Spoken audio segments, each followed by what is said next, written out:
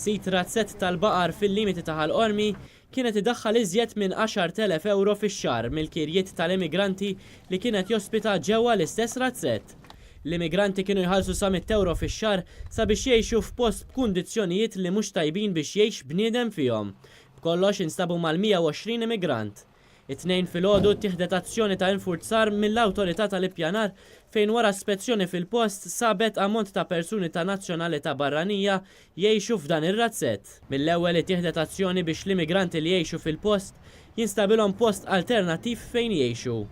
Mill-informazzjoni li għandna l-immigranti kienu Malta b'mod legali minħabba li għandhom permess ta' residenza maħruġa mill-Gvern Taljan li tfisser li dawn l-ewwel waslu l-Italja u eventwalment vjaġġaw u waslu Malta. Ir-razzett li kien mibni għal baqar ġi trasformat għal residenza għal dawn il-ħaddiema barranin li qed ifittxu post irħis fejn jgħixu. L-awtorità tal-ippjanar flimkien mal-pulizija għalqu l-istrutturi kollha tal-istess razzett. Ir-razzett huwa mqassam f'diversi kmamar kbar u garaxxijiet li fihom hemm saqqiet u sodod biex jorqdu l-immigranti. Il-gravità tal-kundizzjonijiet spikkat fil-fatt li f'garax minnhom kienu qed joqogħdu madwar 35 ruħ.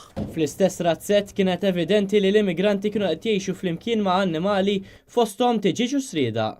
L-awtorità tal-ippjanar innutat li l-kmamar lanqas kellhom faċilitajiet bażiċi jew tip ta' privatezza. Bil-kmamar tal-banju u x-showers kienu ta' periklu għal dawk li jagħmlu użu minnhom. L-immigranti li kienu qed jaslu fuq il-post deru mifxula u insistew mal-pulizija li huma għandhom il-permess biex jaħdmu u jgħixu f'pajjiżna. Fuq il-post issejħu wkoll ħaddiema tal-Ena Malta sabiex jinqata' s-servizz tal-elettriku. Fi stqarrija l-awtorità tal-ippjanar qalet li ser tkun qed tassigura li r-razzett jintuża kif suppost bil-monitoraġġ tal-uffiċjali tagħhom.